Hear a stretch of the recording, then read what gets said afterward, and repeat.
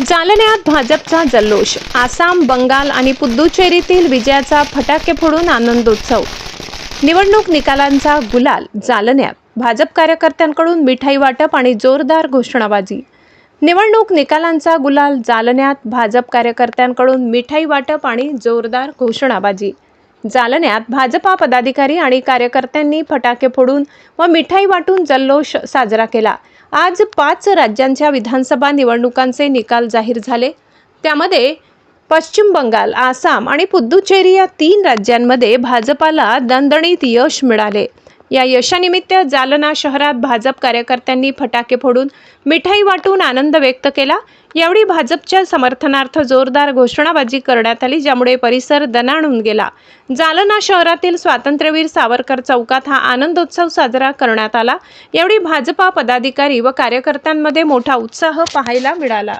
Result येऊ लागला, त्यात पांडिचेरी, आसाम आणि जे सर्वात टफ असं वाटत होतं पश्चिम बंगाल, या तिन्ही स्टेट मध्ये भारतीय जनता पार्टी बहुमताने पुढे चालली आणि मुख्यमंत्री भारतीय जनता पार्टी सर होणार आहे। निश्चितपणाने आज संपूर्ण देशामध्ये एक भारतीय जनता पार्टीचे सर्व पदाधिकारी रस्त्यावर उतरून जल्लोष साजरा करत आहेत।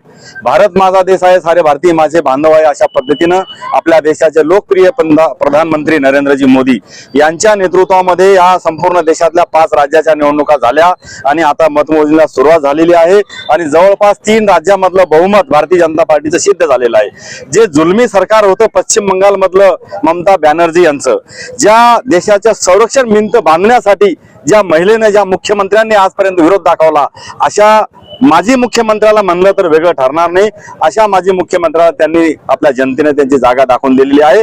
आणि निश्चितपणाने मी खात्री देतो की आता पश्चिम बंगालमध्ये जो काही मुख्यमंत्री होणार आहे, सर्वात पहिलं काम जे होईल की आपल्या देशाची संरक्षण भिंत बांधण्याचं काम त्या ठिकाणी पश्चिम बंगालमध्ये होणार आहे।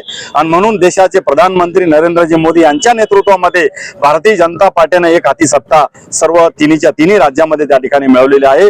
आज जालना जिल्ह्यामध्ये देशाचे माजी मंत्री रावसाहेब पाटील दानवे, माजी मंत्री सन्माननीय बबनरावजी लोणीकर साहेब, माजी आमदार कैलासजी गोरंट्याल साहेब, भारतीय जनता पार्टीचे जिल्हाध्यक्ष नारायण भाऊ कुचे, आमदार संतोष पाटील दानवे, महापौर वंदनाजी मगरे, उपमहापौर राजेजी राऊत आणि भारतीय जनता पार्टीचे सर्व पदाधिकारी आज रस्त्यावर उतरून एकमेकांना लाडू भरून आणि फटाक्याची आतषबाजी करून या ठिकाणी आम्ही जल्लोष साजरा केलेला आहे। आणि निश्चितपणाने आज पुन्हा एकदा सिद्ध झालं की गल्लीपासून दिल्लीपर्यंत भारतीय जनता पार्टीची सत्ता आहे आणि ती अविरत त्या ठिकाणी राहील। जय हिंद, जय महाराष्ट्र।